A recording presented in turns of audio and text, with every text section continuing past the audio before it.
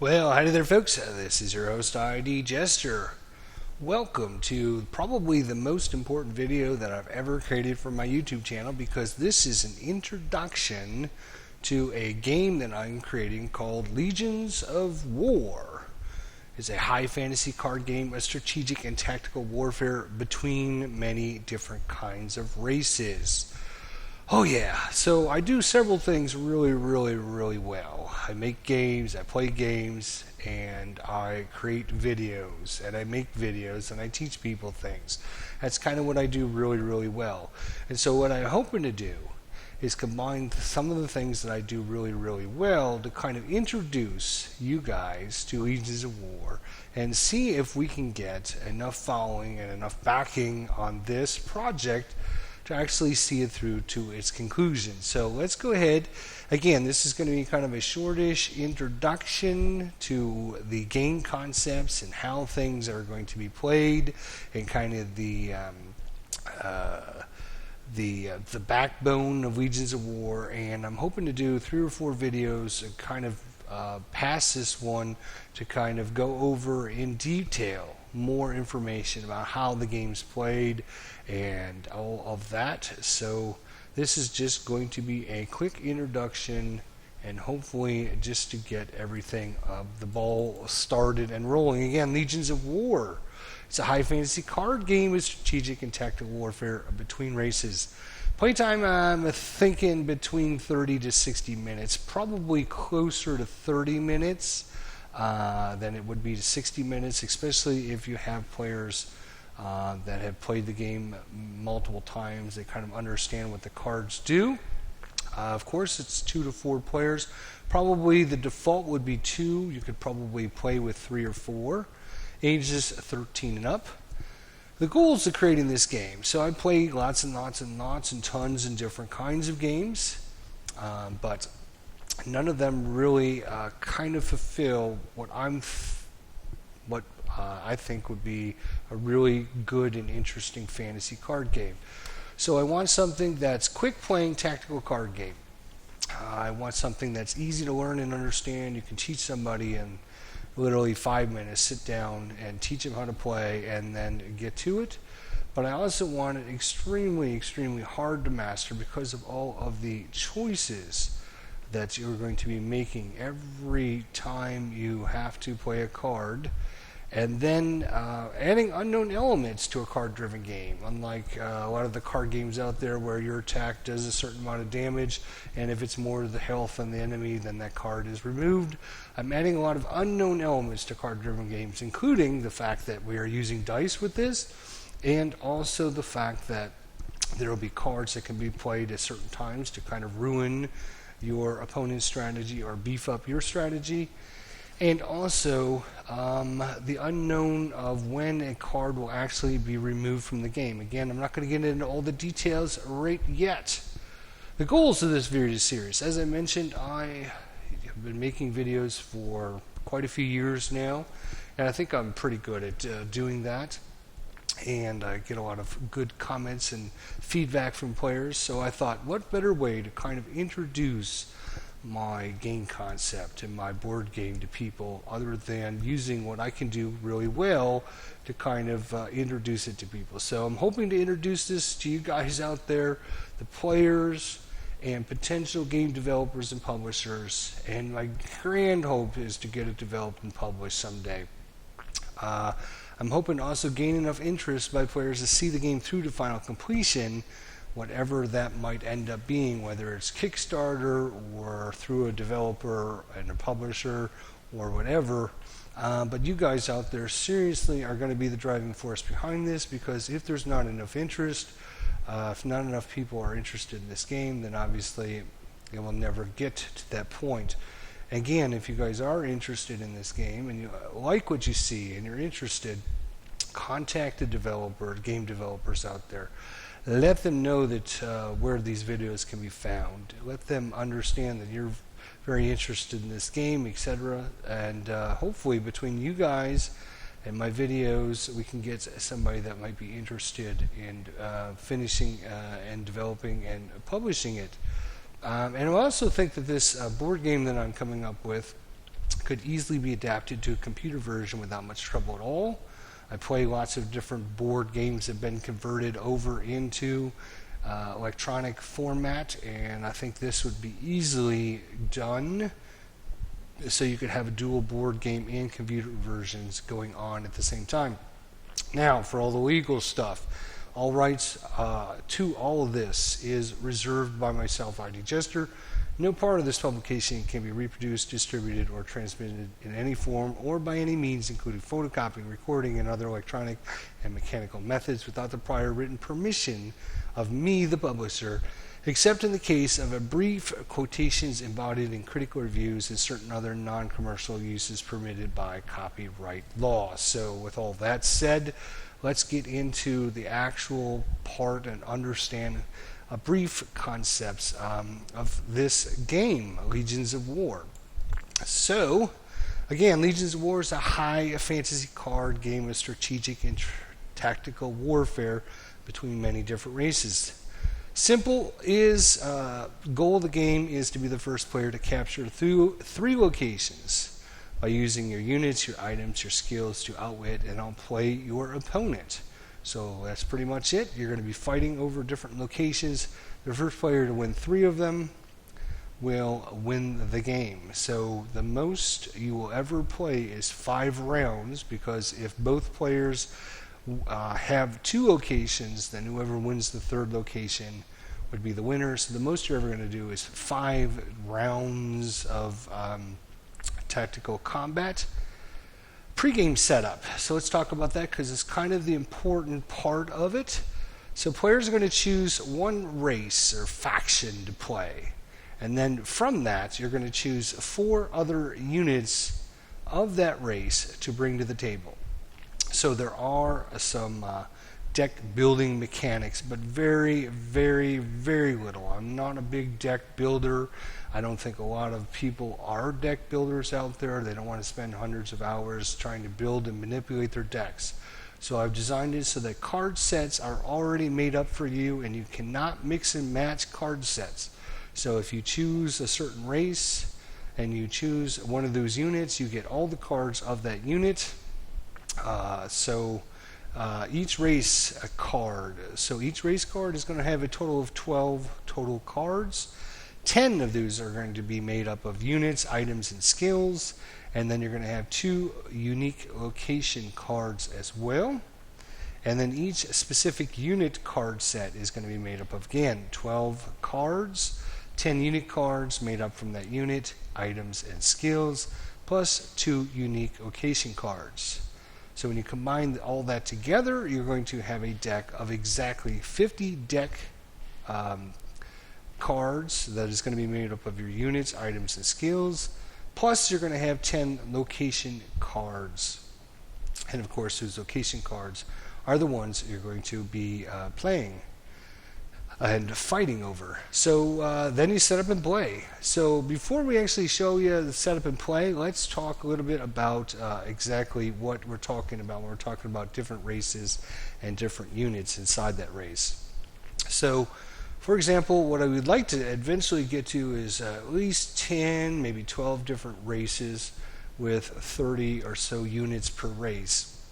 And what you're going to be doing is you're going to be selecting a certain race, and then you're going to be selecting units within that race. So for example, we have one race called the Kingdom. And then right here is kind of just a description of what, if I was going to tell people what is the Kingdom, it's basically, think of them as like the human races, or humans is kind of a brief description of the Kingdom. So if you chose the Kingdom as your default race, you could choose any of the Kingdom units to play, and you're going to choose 4 more of them. So you could choose knights, priests, monks, wizards, rogues, clerics, etc., etc. There'll be, a whole list of 10, 20, 30 or more different units under that. So you might want to choose knights and monks and wizards and clerics. And that would be your 4. Plus, of course, you would get the 12 Kingdom cards as well. So anytime you choose the Kingdom, you're going to be getting their specific unit cards, and then you're also going to be choosing 4 other unit cards to go with it. Of course, you could choose knights and priests and rogues and clerics.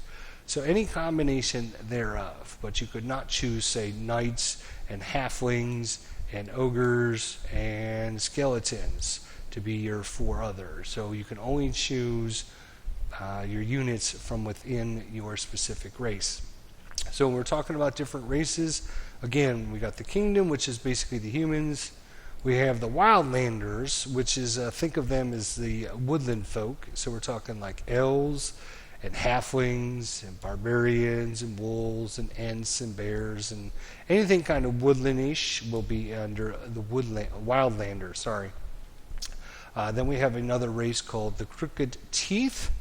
Think of them as dark humanoid races such as orcs, uruk-hai, goblins, ogres, bugbears, shaman, wargs, things like that are going to fall under this specific race.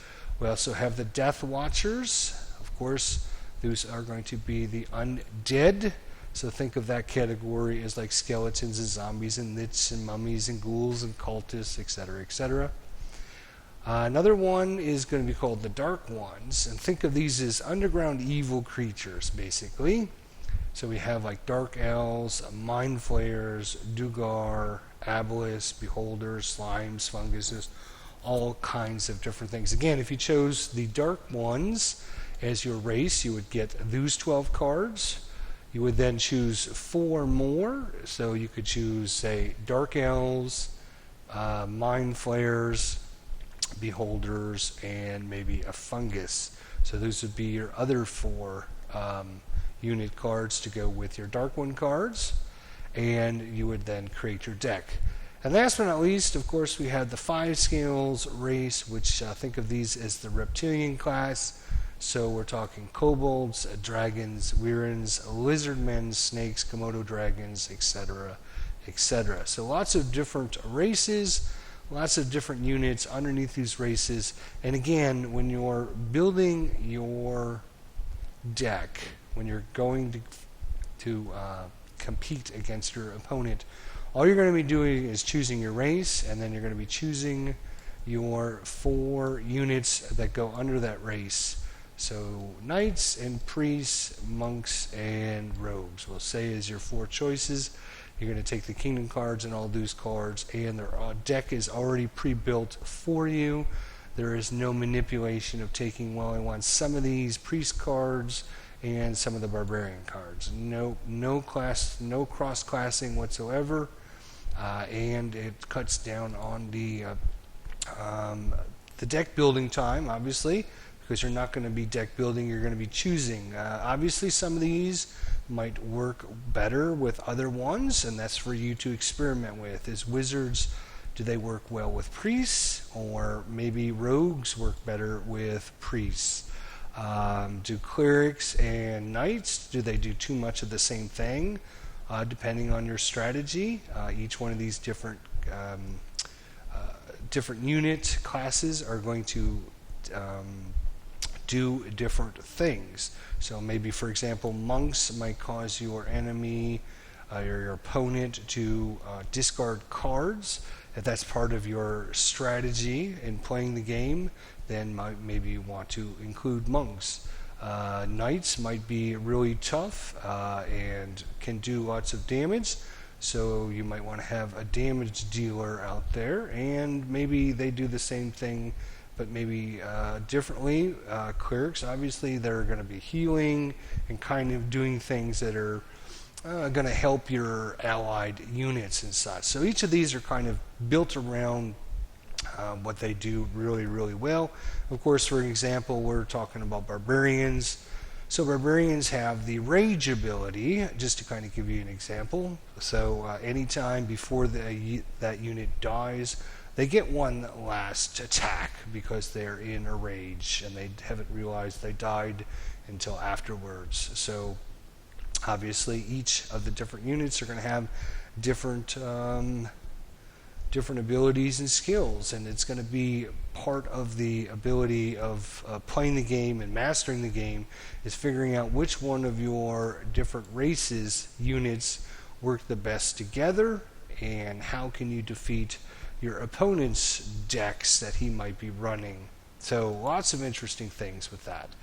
So we'll get into more details and more examples and everything in a more detailed look, but that is basically the pregame setup, what you're going to be doing. All you're doing is going to be selecting your different race and your 4 units of that race. And again, there's going to be some deck building, but very, very little, because the card sets are already made for you. So when you choose Barbarians, you must choose Wildlings as your default race, and you're going to have all the cards, the Barbarian cards, already built in. There's no taking units out and mixing and matching. So quick deck building. Setup and play then, that's all. So let's talk about setup and play while we got a few minutes here. So basically, this is kind of just an outline of basically what we're talking about here. So player A is going to have a draw pile, which is going to be exactly 50 cards. And player B is going to have a draw pile of exactly 50 cards. These will be the only cards you ever get, and you will not be able to reshuffle. You will not be able to draw. If you run out of cards, you will not be able to draw any more cards. So a viable strategy might be to have your opponent run out of cards before he can claim all the different locations out there. And without having the ability to play cards in the play area, he's going to be at a severe disadvantage to win those locations. So that's obviously something very important that you can take into play. So you're going to have a draw pile, and of course each player is going to have a discard pile as well at the start of the game. Both players are going to draw up to 8 cards in their hand. Then they're going to separate those location cards we talked about. So each player will have 10 and exactly 10 location cards. And you're going to take both players' sets of 10 and you're going to shuffle them together, and you're going to have a location draw deck of 20 cards. And you're going to shuffle these and put them face down. So you will not know exactly whose location you're going to be fighting over. Once that is done, make sure each player has a nice set of just normal dice, nothing special. You can use any 6-sided dice from any of your game out there that you wish to play with. No special dice, just normal 6-sided dice. That is pretty much it for setup, and then the procedure for playing is quite simple. You're going to flip up the location card. And the location card is basically going to have an arrow pointing on it showing you which player is going to be the first player. But every race and unit will have a location card that points one way, and it'll also have one that points the other way. So you can see here for the goblin race here, you can see the goblin. If you chose the goblins, this would be the 2 different location cards that you will be fighting over. Obviously, you're going to be fighting for one because, we're only going to draw one. But let's say we drew this one here. Let's just move this up back over there. So if we flipped up this card, I'm just going to make it a little big so everybody can read what it says. So it's pointing to me, so I would be the first player. Or fighting over the swamp hunt. When you win this location, you can choose one time to move an item from one unit to another unit. So you would have this location.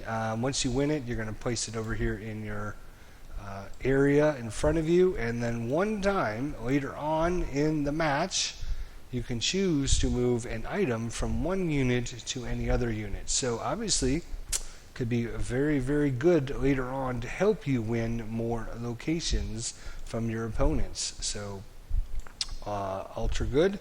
And let's say we just happen to draw the other one. I'm just going to move this out of the way. Let's say we accidentally drew this one instead.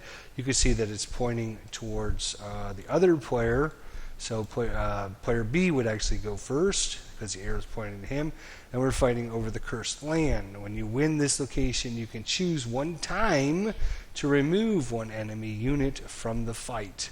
So obviously winning this location, if player B won this location after the fight was completed, he won this location. One time later on in the match, he could take one of my units and just remove it from the fight. So obviously these locations are very ultra important to try and win, and basically the first player that wins 3 of them is going to win the game. And of course, if you can win the first couple, they might actually help you win. They might help you win, faster than your opponent. So obviously winning these locations can be ultra good, but there are other things built into the game mechanics that you might not want to put all your eggs into one basket, and we're going to talk about that in more details later. So once we have the location card put out, the player that has the arrow pointing towards them gets to go first, and they can play into the play area from, let me just move this out of the way and make it small. There is going to be the top side and the end side. So players are going to start playing cards from where the location deck is at.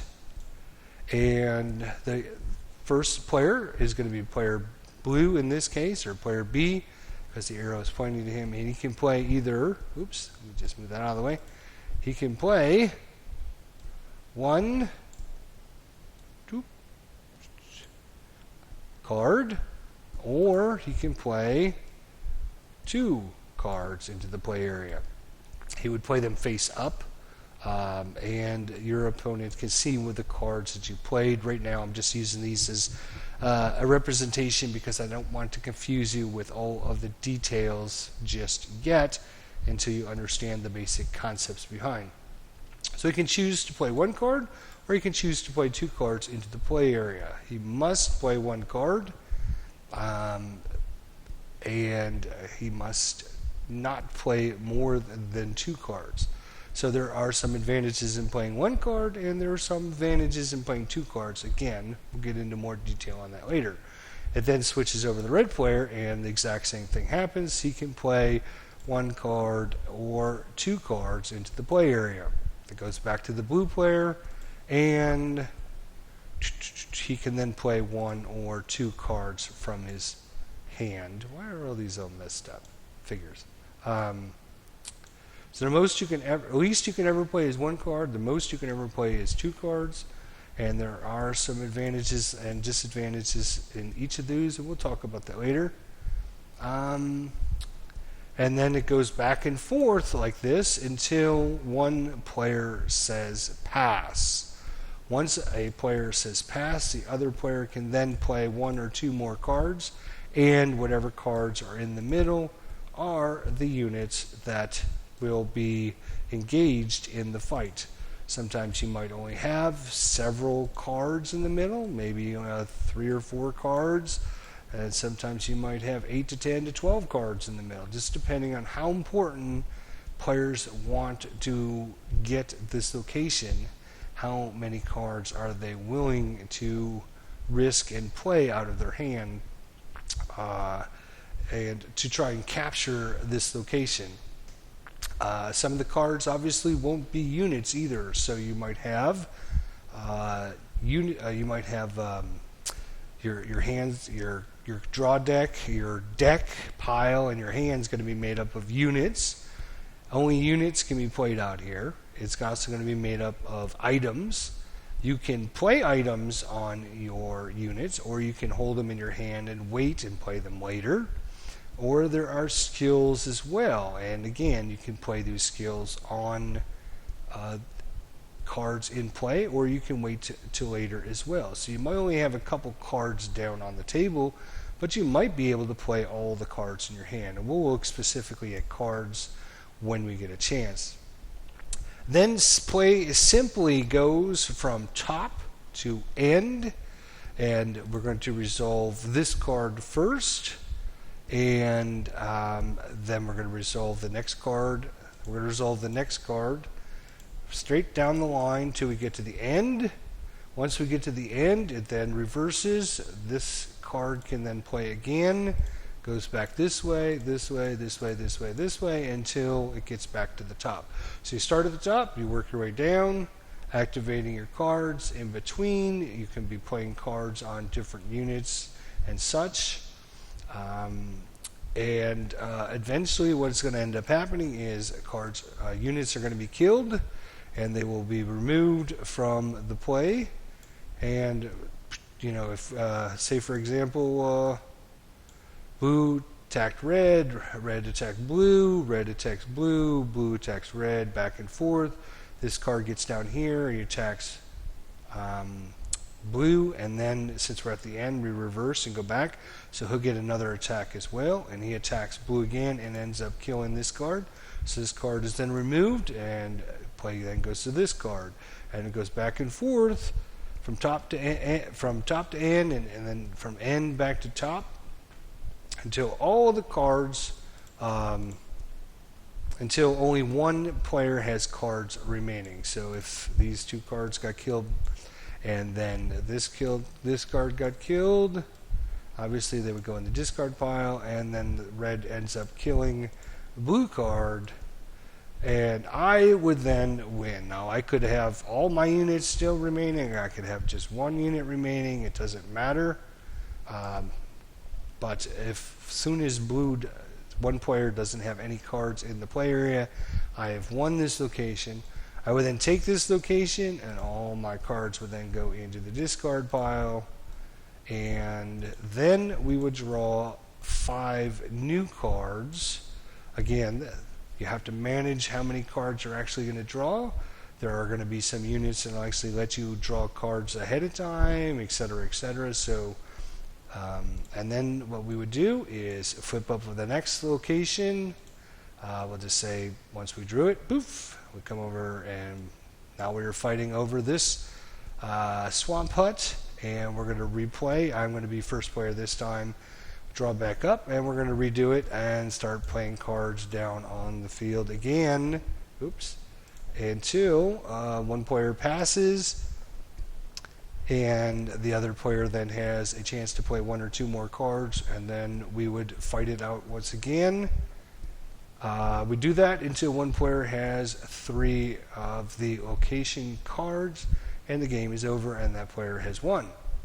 So that's pretty much the general concepts. Again, this is just a general overview of what's going on in the game.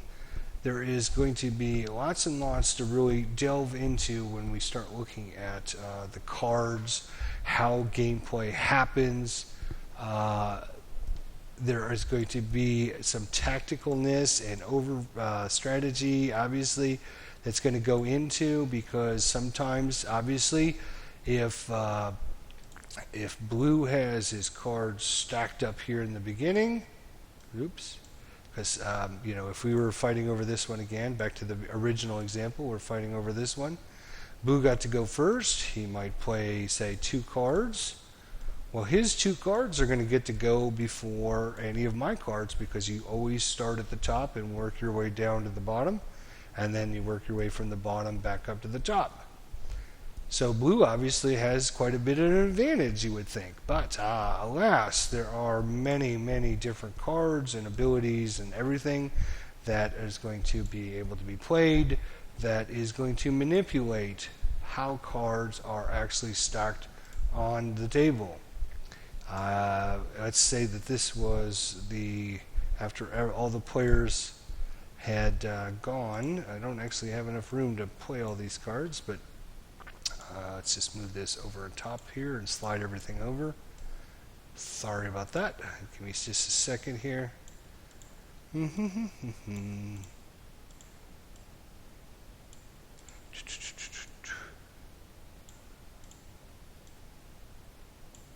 Alright, so close enough, right? So blue, blue, red, red, blue, blue, red, and then we ended up passing, and then blue decided not to play any more cards because he wants to keep his cards for the next location that we draw, which might be a smart move. Or maybe he doesn't have any more unit cards to actually play on the down, and he doesn't want to put his item cards down yet because he doesn't want me to know what he can do to screw up my strategy. So blue might get to activate his first card and get to do something, and then blue gets to activate again. And then my card here might say, if for whatever reason, it might have an ability that if I kill an enemy, boom, let's say I kill this blue card, I might be able to trade spots with any other card, and I might say, you know what, I'm going to trade spots with this blue card, so I'll get to go first. But that might actually be a bad strategy because we're working our way down and then working our way back up, so actually blue's going to get to go again before I go. So I have to figure out whether or not am I going to be able to live long enough to through blue's card. Is he going to knock my card out or not? So a better strategy for me might be to say, when I kill this unit here, when I take this guy and I say, oh, poof, I killed you, you're dead, you're out of the game, my special card might say, when you kill an enemy unit, you get to move this card to a spot of your choice. I can say, you know what, I don't like the fact that these two blue cards are back to back, so I'm going to slide in between them and bloop, get to go right there. So then play would proceed down and play would proceed back up. And this is just a kind of an example just to show you that cards are not just set in a specific spot. They're going to be altered, they're going to be moved around. There are advantages and disadvantages to having different setups, because I wasn't going to get too much into this, but the basic concept is a melee character can only attack an adjacent card. So if this was the setup here, he was a melee, he could attack me. If this is a melee, I could attack either this guy or this guy. If this guy was a ranged guy, ranged guys can only attack a unit that is 2 spaces away, and so he could not attack this unit or this unit. So manipulating where I am and where this unit is obviously going to be quite a advantage to the situation, to obviously my thing, getting my side to win. So again, if this is the setup, bloop, bloop, we'd have blue, red, blue, red, blue, red. Melee could attack melee, melee could attack melee. Everybody would be able to attack. But if we had a situation where I was able to switch these two cards,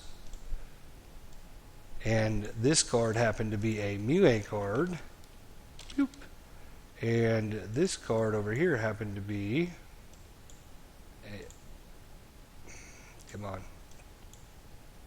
let's just say a ranged card, that would work out obviously much better for me because my ranged card could shoot this unit that's 2 spaces away. My melee card couldn't actually, then my melee card could attack this. If this guy was, so that would be a better setup. So again, manipulating the battlefield and moving your cards back and forth and figuring out the flow of where we are in the process of moving up and down is going to be ultra important to who is going to actually win and knock out the other player from the play area. So again, this is just kind of a general overview without actually showing you the units, showing you how everything operates on the back end. This probably is going to make a lot of sense, but be sure to look for the next video to come shortly where we actually get in and talk about some of the unit cards and talk about more detail about how everything operates. So again, if you are interested in getting this game, players out there, it's all going to come down to you. Really, if you're interested in this at all, if you think this is going to be a great little game, continue watching the videos and see. If you're not sold on it just yet, give a couple videos and watch them and take a look and see what you think, because I think this could be a really cool game that a lot of people could enjoy out there. So if you really like it, give us a thumbs up. Tell your friends about it. Tell everybody. Post messages. Do all the social media things. Contact the game developers. Let them know about it. Do all that stuff, and hopefully after 3 of our videos we can get enough interest going that we can keep the ball rolling, keep things going, and get this from obviously just a super early build all the way up to finished and developed and out to you guys, so you guys can play it. So I think this is going to be a great little game. Legions of War, high fantasy card game of tactical and strategic warfare between different races. Thanks so much for watching, and I'll see you in the next episode.